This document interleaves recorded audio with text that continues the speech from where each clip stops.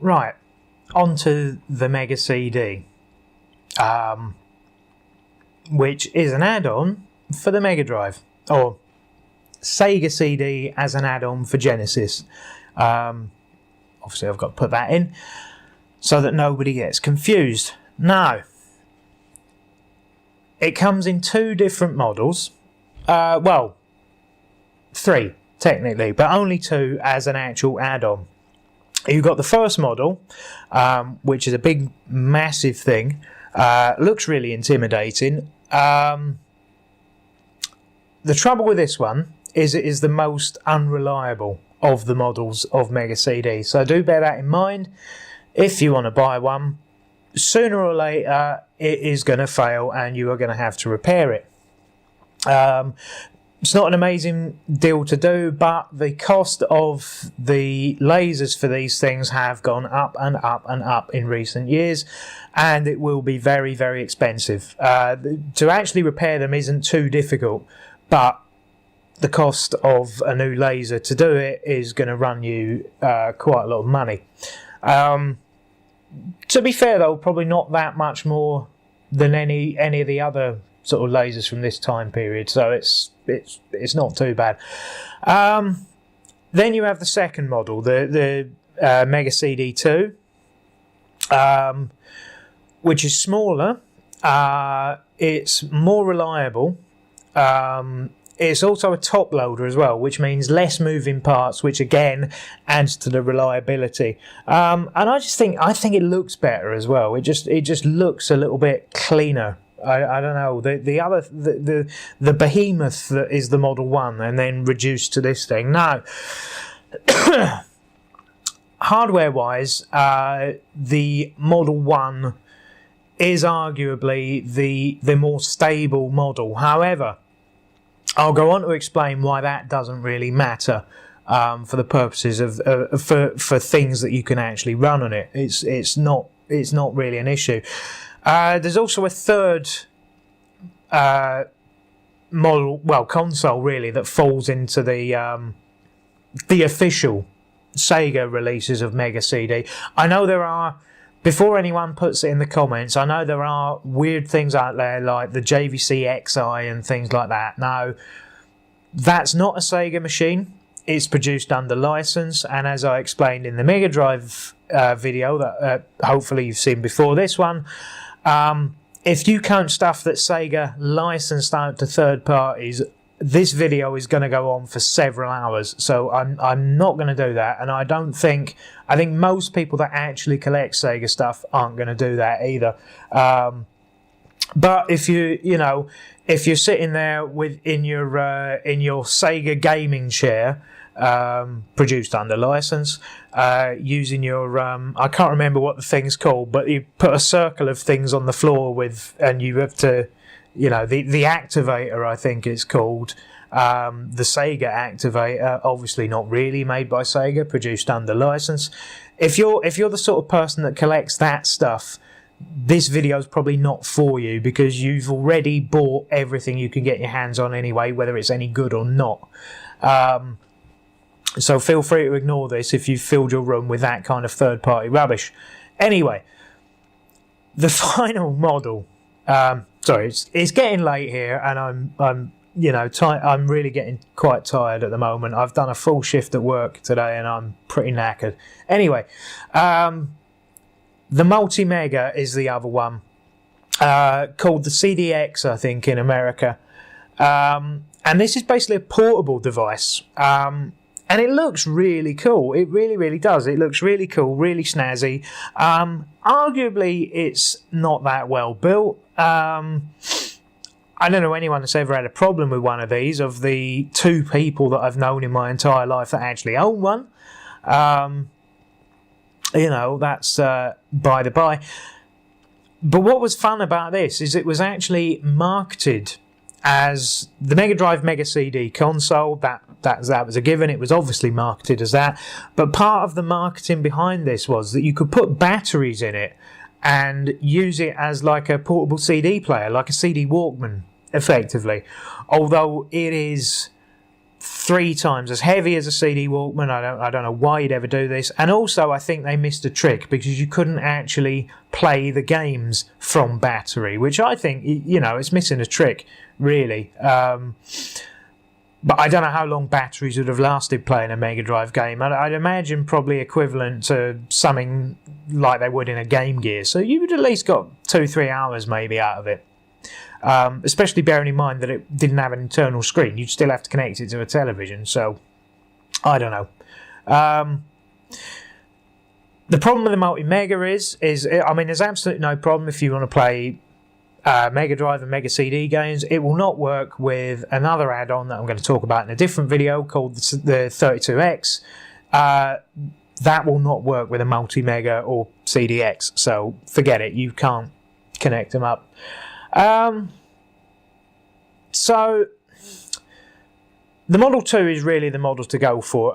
The other drawback I should mention with the Model 2 is that my ideal situation for these two consoles would be the original Model 1A Mega Drive, as I mentioned previously, the best one, the original Model 1, not the second model, the original, and a Model 2 Mega CD.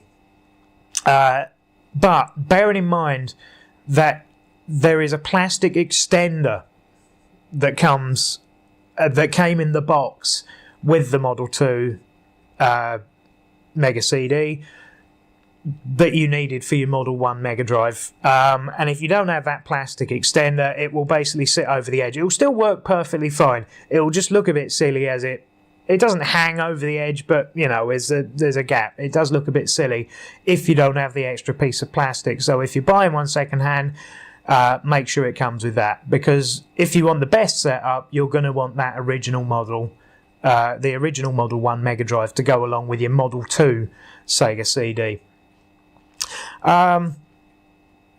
There, that's out of the way. So what happened? Well, it was a well-received add-on when it came out. It seemed reasonable to assume that, and obviously it did end up going that way eventually, that CD was going to take over. That was going to be the format for games. So there's no reason why it didn't seem reasonable that to keep your Mega Drive going, you'd want to get the CD add-on. And it was very well received. It came out to massive critical acclaim. But it's the same. The problem with it is a brilliant idea done badly. And I'm sorry, nobody else is to blame for this apart from Sega themselves. It was a brilliant idea done badly. And hopefully I'll go on to explain why. It's basically down to the gate. I mean, I don't need to go on about any other hardware because the only hardware is the Mega CD unit itself. That's the only hardware. I mean, it still worked with all the Mega Drive stuff. That was perfectly fine. Your controllers would still work. Your Menacer would still work if you was silly enough to have one. But this machine was obviously going to... it was going to sink or float on its games, basically, and that's what the problem is. So basically, there are three and a half categories of games for this console. The first category is enhanced Mega Drive ports. Now, what these were usually was games that you'd already enjoyed on the Mega Drive, possibly even owned on the Mega Drive already, on a CD with slightly better graphics and a really much better soundtrack. CD audio quality soundtrack, basically. And this is stuff like Terminator, Mortal Kombat, what else? Oh, and the best version of Eternal Champions. Absolutely the best. Much better than the Mega Drive version. It doesn't play any better, but it's got a massive roster of characters and extra levels and features and things like that. So, yeah.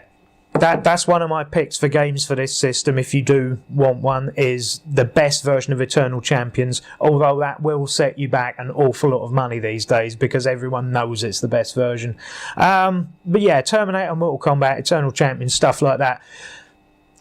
Those were effectively updated Mega Drive ports. So if you own the original cartridge, there is... The difference was sometimes negligible whether you wanted to spend the extra money after already spending the extra money on the CD add-on as to whether you'd want to rebuy games that you already owned, even if it was arguably a cut-down version of it. Category 2. Original CD games that were actually games. Stuff like Sonic CD. There's no argument against not owning Sonic CD if you have this console.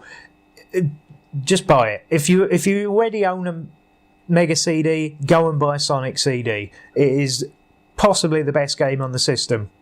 Although that bonus stage bit where you've got... Is it a bonus stage or like in between the levels where you're basically smashing the things out of the sky while jumping around the Super Mario Kart 2-player stage? I don't know what that's about. And the time travelling mechanic is a bit wonky from time to time, but it is a fantastic game, honestly. So, original CD games. That is another category.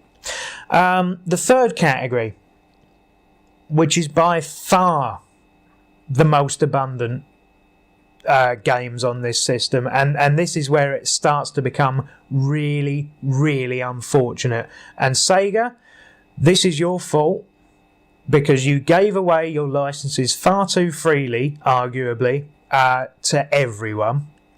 A problem that I already mentioned in the Mega Drive video previously. And this is shit FMV games. And what these basically are, well, they're exactly what they sound. They're shit games that would have been shit games, but for some reason sold in their millions because they had FMV sequences in them. And I could reel off a dozen of them. You know, stuff like, I mean, you've seen them. You know, Sewer Shark and you know, I'm not going to reel off a dozen of them. Oh, and everyone on the internet, Night Trap is fucking shite. Stop going on about Night Trap. It is shite. Have you actually ever played it? It is utter toss, all of it. I don't know why all of YouTube seems to be obsessed with fucking Night Trap. It is awful. Before you start talking about it, and before you go on about Night Trap, look, it killed, you know, it got Sega talked about in Congress and got all the games banned. Like, yeah, it did, but Mortal Kombat came up, I think, a lot more than Night Trap. And B, the game is actually shit. Go and play it before you talk it up. So shit FMV games. Right, I've cut to a bit in the video where I'm much calmer now. So the third and a half category I want to talk about is I think 5 or 6 games this is in the whole library. I think at the last count there's just over 200 games for this system, and there are 5 or 6 of them that are what are called CD32X games. Now, what these are basically, they are enhanced Mega CD games, and if you have a 32X add-on on top of your Mega Drive as well, and the 32X I'll talk about in the next video, but if you have one of these add-ons, these are basically games that work through it and provide certain graphical and sound enhancements through the 32X chipset. And again, these are all shit FMV games. They are not worth owning, in my opinion. Obviously, as a collector, you want to collect everything, fine. But do bear in mind, you will pay an absolute fortune for these 5 or 6 games, and they're just not worth it. You've basically wasted your money. One of them is a re-release of Night Trap, I think, as well, so that tells you what I think about that. So what do we say about this add-on? Well, you can argue that any system basically lives or dies based on its game library, and the argument always is that, you know, good third-party support will always win you through. Well, this is part of the problem. There was a lot of third-party support for this console. There is absolutely no denying that. But it was all shit. All of it. I mean, the vast majority of the library of games for the Mega CD was utter shite. They're not. Most of them aren't even games. They're videos with a crosshair over them. You know, they are just utter toss. I mean, that's my opinion. Go and play them for yourself, and just have a look. Now, and this is the other problem. I mean, there is so much that could have been done with this that is just, I mean, the hardware just lies unutilized. I mean, apart from the massive amount of storage available for the games, so that you could have things like FMV and CD audio and blah blah blah blah. Actual gameplay wise, there's not very much that you could do that was actually produced for this system that you couldn't probably have done on the Mega Drive on its own anyway. And in fact, that's probably why a lot of the stuff is ports of Mega Drive games with better graphics and sound. Gameplay wise, there's nothing new. There's nothing to see. So, and the other thing is, I mean, this is a very easy system to emulate. So there is absolutely no problem with going down the emulation route. I mean, it is nice to have the physical things, but to be perfectly honest with you, once you've bought the Mega Drive ports that you probably already have, if you're a Mega Drive collector, you've probably already got them anyway, in cartridge form, albeit without the enhanced sound, blah blah blah blah. And once you've bought Sonic CD, what else is this console offering you? A load of really poor quality video, you know, with crosshairs over it in order to do stuff. It's just nothing in the whole games library is very much fun. And I would say emulate and try it for yourself, but to be perfectly honest, once you've played Sonic CD and the Mega Drive ports with the enhanced sound, it's not worth doing. I mean, I'm very reluctant to say avoid for this console, but I think it is going to be. I think it's going to be avoid, and that is really sad because it also starts to mark the beginning of the end. The Mega CD starts to mark the beginning of the end for Sega as a cohesive international company. This is sort of the point in time where there was a lot of infighting between the Japanese Sega and US Sega, which of course at that time meant European Sega as well, because basically Europe Sega copied what US Sega did. Don't know why, that's just the way it is. That's sort of the way it always has been, really.